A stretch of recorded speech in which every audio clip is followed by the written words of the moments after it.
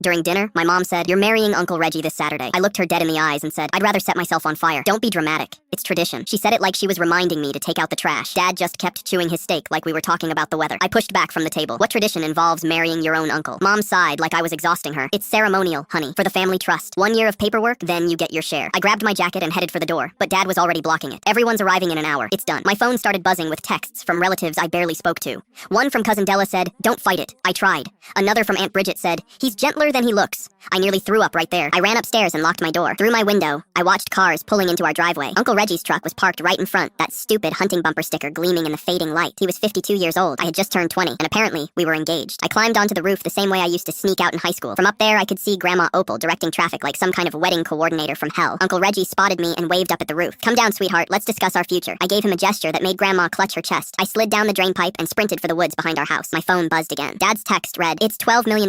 Don't be an idiot." 12 million. What was he talking about? Mom caught up first, breathing hard. "Just listen. Every woman in this family does this. It's not a real marriage, just paperwork. 1 year and you're free and rich." "And what psychotic ancestor invented this?" She hesitated. "Your great-great-grandmother set it up. The men manage the trust, but women have to participate to access their share." I stared at her. "That's not tradition. That's trafficking with a retirement plan." More relatives closed in around me. Uncle Reggie pushed through the crowd, tugging at his collar. "Let's not make this harder than it needs to be, darling." I stepped back. "Come any closer, and I'll make sure you never father children, Reggie." Grandma Opal hobbled forward, eyes like steel. "The ceremony happens Saturday, or you're cut off forever. Then show me the documents. If I'm signing away my dignity, I want to see exactly what I'm agreeing to." They took me to Dad's office, where a lawyer named Mr. Hutchins sat waiting. He looked ancient, like he'd been doing this for generations. "The trust requires ceremonial union between female beneficiaries and designated male family members for inheritance release." I leaned forward. "And what happens to women who refuse?" He shifted uncomfortably. "They're removed from the family registry." "Removed how, exactly?" That's when I noticed a folder on the edge of the desk labeled "Previous Ceremonies." I grabbed it before anyone could react. Inside were photos of women I'd never seen before, marriage certificates, and then newspaper clippings, missing persons reports. 5 different women spanning 40 years, all removed from the registry. I looked at Uncle Reggie. His face went white. "Where are these women, Reggie?" He stepped toward me. "Give that back," I kept reading. "According to these dates, you've been ceremonially married 4 separate times, and not one of these women exists anymore. What happens to the brides who refuse after the ceremony starts?" The room went dead silent. Mom grabbed my arm. "Honey, you're imagining things." "Am I? Because there are 5 missing women in this folder and one common denominator, and he's standing right there sweating through his shirt." I held up my phone. "Great news, everyone. I've been recording since the appetizers. Every admission about forcing women into marriages. Every page in this folder. And for the last 8 minutes, this has been streaming live to my 47,000 followers on TikTok."